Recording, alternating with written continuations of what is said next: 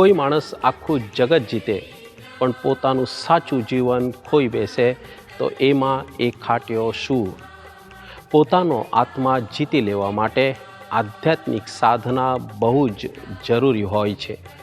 એ જ આધ્યાત્મિક સાધનામાં મદદરૂપ થઈ અસંખ્ય સામાન્ય સ્ત્રી પુરુષોને પવિત્ર બનવા, સંત બનવા માટે મદદરૂપ બની આધ્યાત્મિક વિશ્વમાં ક્રાંતિ લાવે છે સંત ઇગ્નાસ. ઈશ્વરની યોજના અનોખી હોય છે. તેઓ કાદવમાંથી કમળ ખીલાવી શકે છે અને સામાન્ય વ્યક્તિને સંત બનાવી શકે છે. દરેક વ્યક્તિ સંત બની શકે છે, પવિત્ર બની શકે છે, ઈશ્વરના પ્રેમનો પોતાના જીવનમાં અનુભવ કરી શકે છે.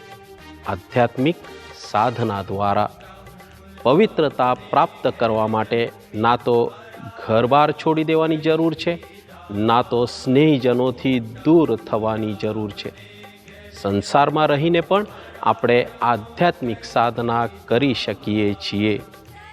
અવરોધોમાં પણ આરાધના શક્ય હોય છે.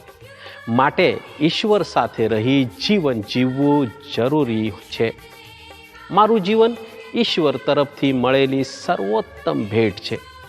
આપણા જીવનને સુંદર બનાવીને ઈશ્વરને ભેટ ધરવા માટે એકાંતમાં વસતા ઈશ્વર સાથે સમય વિતાવીને આપણા વિચારોમાં સુમેળ અને કાર્યમાં મનમેળ સાધવાનો પ્રયત્ન કરીએ.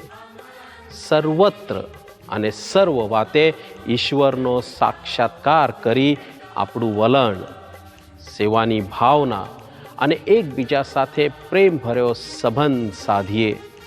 મારા જીવન થકી ઈશ્વરનો અધિક મહિમા થાય અને મારા કુટુંબમાં, સંબંધમાં અને સમગ્ર વિશ્વમાં શાંતિ ફેલાય એ માટે ઈશ્વર પાસે પ્રાર્થના કરીએ.